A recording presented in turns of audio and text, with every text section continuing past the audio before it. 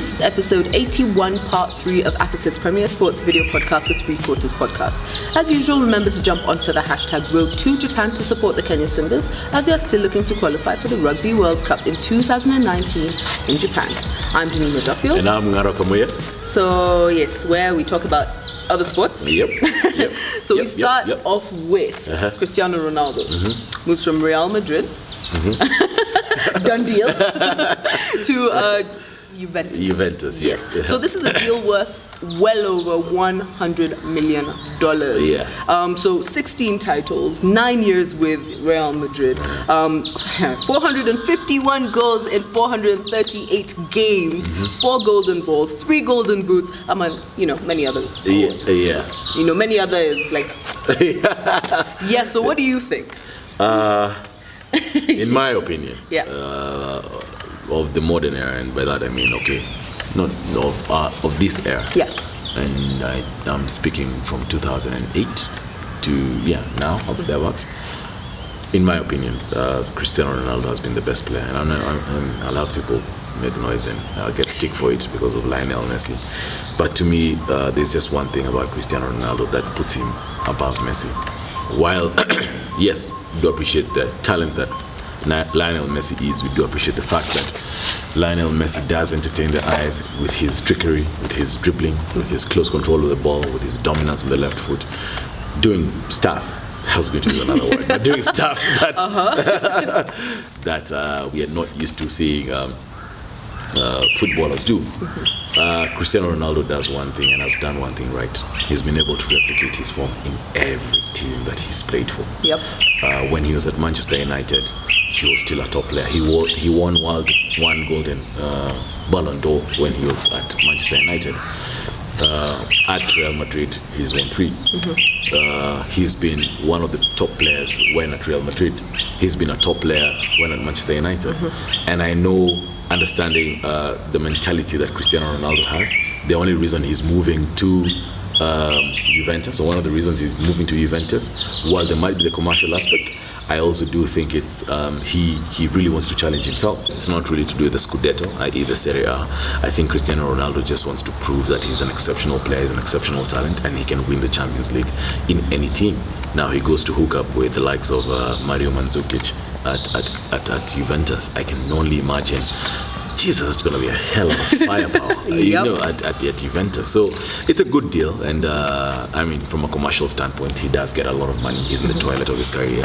But more importantly for me, I feel that one, Cristiano Ronaldo is not going to have the seasons that he's had because of Zinedine Zidane. I think the reason why Ronaldo has been able to come out as a player he has in the last few years has been because of Zinedine Zidane's leadership. Zidane has left Real Madrid.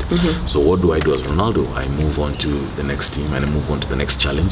And I do believe with the talent that he is, he'll be able to replicate his form at Madrid in Turin.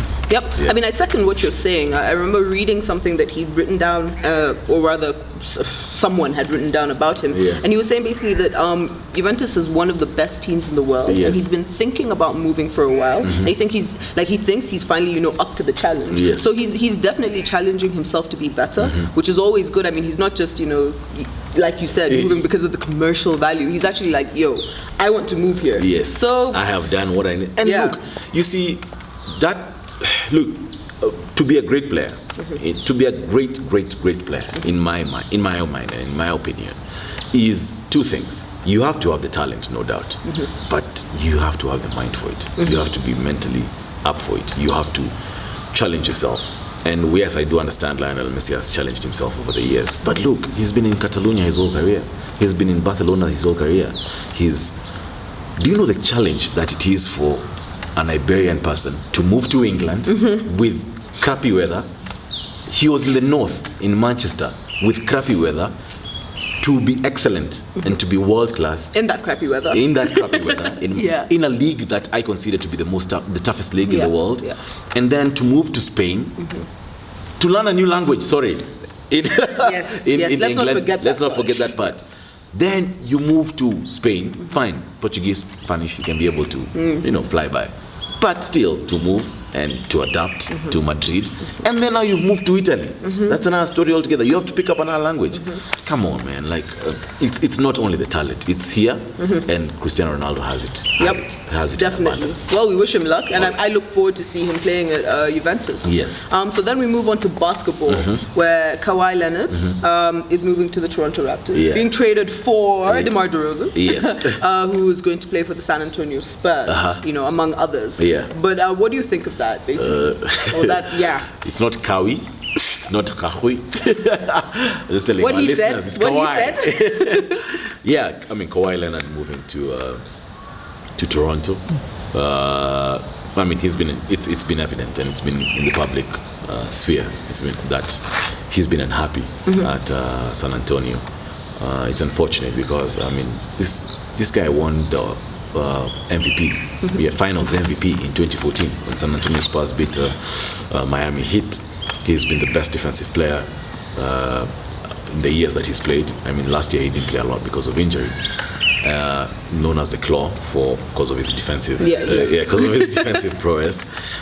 But guys had thought that he was going to move to the West, but San Antonio Spurs is pulling one and saying, "Look, we're not going to trade this guy to the West. We're not going to trade him to a rival. Let him head to Toronto." So he comes up. Kyle Lowry is still at Toronto. He brings in the defensive aspect, of course.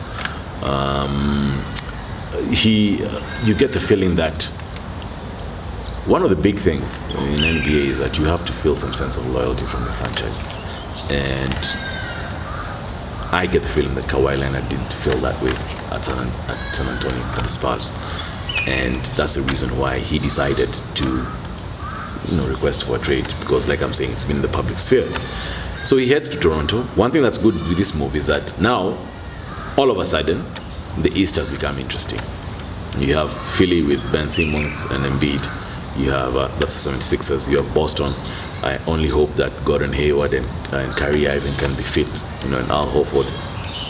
Then now you have Toronto, and you have Kyle Lowry and Kahwi Leonard. So the East has become interesting all of a sudden. But to add on to that, it's unfortunate for the other players when the headline player guys forget about the other guys. Yeah. Danny Green has also gone to Toronto Raptors in part of this trade. But yeah, I mean, DeMar DeRozan now is at San Antonio Spurs. It's primarily what he wants to do. In all honesty, he has somebody I consider to be one of the greatest coaches in NBA history, in Greg Popovich, and he can only learn from Pop. And it's going to be tough because look, the West now has LeBron, you have Steph and Golden State Warriors, you have, I don't want to mention them in that breath, but I'll still mention them. You have Oklahoma City Thunder, you have Houston Rockets. I mean, you have the bulk of the talent in the NBA is in the Western Conference, so it's going to be tough for DeMar DeRozan, but he has a very good mentor and leader in Greg Popovich, and if he can be able to milk it, I think he can be able to have a successful career at San Antonio. But I am interested to see how the East is going to play out now that Kahwi is in the East. So all you guys who like NBA, please engage him because I need to move on. So we move on to the annual Forbes list of the highest paid celebrities. Yes.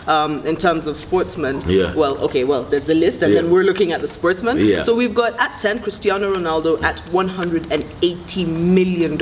Then we've got Lionel Messi at 8th with $111 million. $1 million. Yeah. And at number 1, skip a few. Yes. Get to the top. That is Floyd Mayweather. Yes. At $285 million. That is the third sports person to join the $1 billion club in career earnings. Yes. That is with the exception of Tiger Woods and Michael Jordan. Yeah. What do you think about that? Well, that's an exclusive club. I mean, Tiger and Michael had to get to join that club. I mean, that's not even really a club. There are only 2 of them. Yeah, $1 billion in career earnings. I mean, Floyd Mayweather, he only had one fight last year against Conor McGregor, and he was able to bank that amount of money. But there's one thing that's interesting with Floyd is how he runs his business. From the TV rights, from pay-per-view, from Showtime. He's good. He's good from a business standpoint. Floyd Mayweather is very good, and he knows how to make money, and that's the reason why you can only be in that club if you know how to milk your brand as a sports person. That's what Michael did. That's what Tiger did at the top. And that's what Floyd is doing right now. Yep. But what's interesting for me is that in the other two categories, you have there are two people, Cristiano Ronaldo and Lionel Messi. Football has not really featured, though part-time, but it goes to show the amount or the level to which football is growing, because they've been able to penetrate the American market, and as such, these guys are able to leverage on their money or on their brands to be in that list, top 10 celebrities, not sports people. So, I mean, kudos to these guys. It's business at the end of the day, or it can be business, and they're doing it well. Yeah, very well. Yeah. So move on to the bonus topic just before we finish. So France, I will not call them Le Bleu. Yes. So France won their second World Cup after defeating Croatia 4-2. Those two first goals, let's not even talk about them. But anyway, because I was Team Croatia, I know you were supporting France. But we are discussing rather the FIFA World Cup in terms of organization, commercial, and lastly, basically the quality of football that was played. I think it was a mixture. There are teams that brought it. They're like, yo, we're here to play. And then there were our friends who stood at the post while the ball went in. I will not mention names of countries. I think they did well in terms of social media. The engagement was just on a whole other level. I mean, we had, this is not social media, but we had 7.7 million fans visit the FIFA Fan Fest during Russia, like the tournament. I honestly did not expect that. I mean, yes, it's a big tournament, but the build-up was just something else. And then it's the most engaging World Cup in history in terms of social media. So that is all I'm looking at. They didn't have umbrellas when it rained until very late, but what do you think? It's a master by Vladimir Putin, in my opinion. He's been able to milk this World Cup to show what kind of place Russia is, or to promote the Russia he wants to be promoted. But as you said, no one really expected this World Cup to be as it is, and as it turned out, and the way it turned out is good. In my opinion, it's the most entertaining World Cup I've watched. Prior to this, it was the '98 World Cup in France, but it's the most entertaining World Cup I've watched. The organization was good. People didn't expect this was going to happen, but that happened. There were fears that racism was going to affect. There was the geopolitics that happened. The bouts between Boris Johnson and Vladimir Putin, and England had threatened not to send their guys there, which is nonsense if you ask me. England threatened a lot. They did that with Safari 7. Anyway, but anyway, they that was a good, from an organization standpoint. You have to give Russia thumbs up. They did a very good job from a commercial standpoint. When I saw Budweiser marketing and putting in that much money in the FIFA World Cup, that's when I realized that football has actually grown. An American company to invest in football, a sport that is not theirs, they must have realized how big football is. And that was a good. You can only expect that the game is going to grow from a commercial standpoint. Quality of football, excellent. This, to me, is the most important thing about any World Cup. And it was very good. Like I'm saying, to me, it's the second most entertaining World Cup after the '98 World Cup. The quality of football was good.